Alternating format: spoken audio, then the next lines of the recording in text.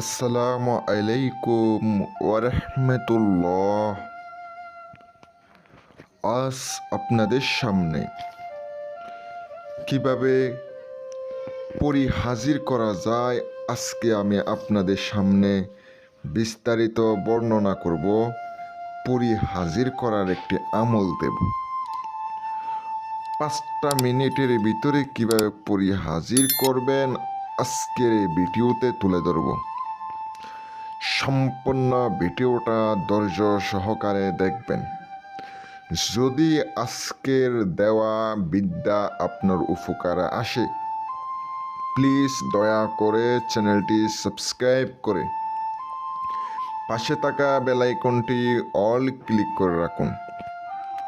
আজকের দেওয়া আমলটি করে দেখবেন আপনি একটা সুন্দর ফুটফুটে একটা পরী হাজির করতে পারবেন।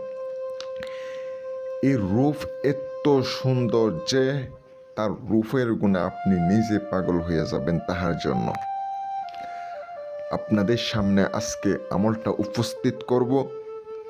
সম্পূর্ণ ভিডিওটা যারা দেখবে তাদের জন্য আজকের আমলের অনুমতি থাকবে।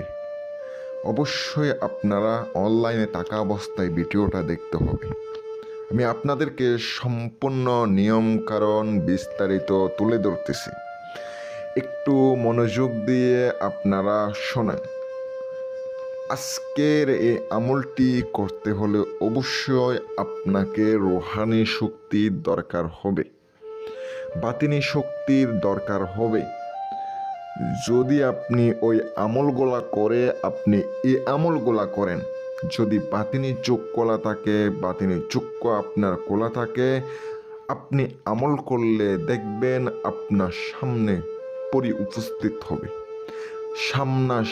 আপনার সামনাসামনি পরী আসবেই। আমি আপনাদেরকে, যদি আপনারা আমার কথাগুলা সম্পূর্ণ না শুনে যদি আপনার মূল আমলটা নেন তাহলে আমল কামিয়াবি হতে পারবেন না। আমি তাদেরকে অনুমতি দেব যারা সম্পূর্ণ ভিডিওটা দেখবে। আমি আমলটা স্ক্রিনে আপনাদেরকে লিখে দিতেছি, আপনারা একটু সুন্দর করে দেখেন। এই আয়াতটি আপনাকে প্রথমত মুখস্থ করতে হবে। আমি আপনাদেরকে বিস্তারিত ভিডিওতে শুরু থেকে শেষ পর্যন্ত বলতেছি। প্রথমত আগে আপনি মুখস্থ করে নেবেন।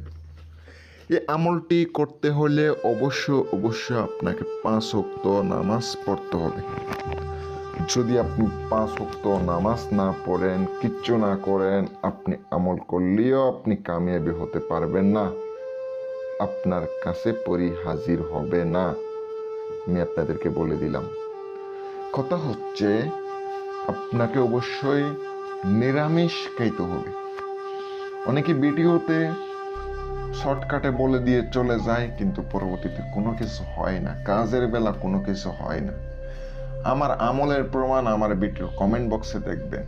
আমি আপনাদেরকে কাজ কেমনভাবে করে দিই, কিভাবে কাজ করে দিই, আপনারা প্রমাণ কমেন্টে যায় দেখবেন। আল্লাহর রহমতে একটা খারাপ কমেন্টও দেখবেন না, একটা খারাপ কমেন্টও দেখবেন না।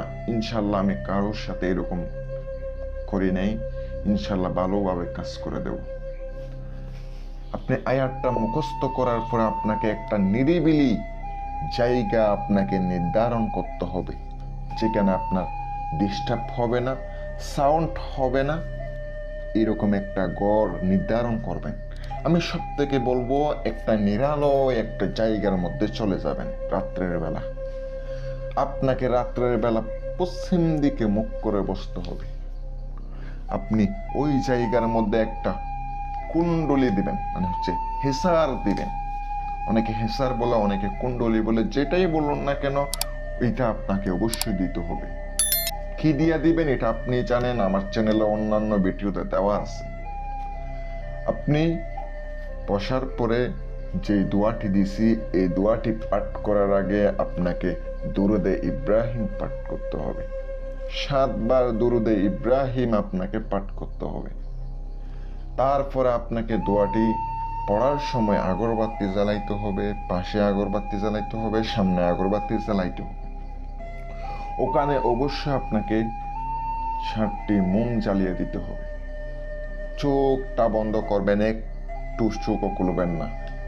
বন্ধ করা অবস্থায় আপনাকে দোয়াটি 901 বার পড়তে হবে। 901 বার পড়তে হবে।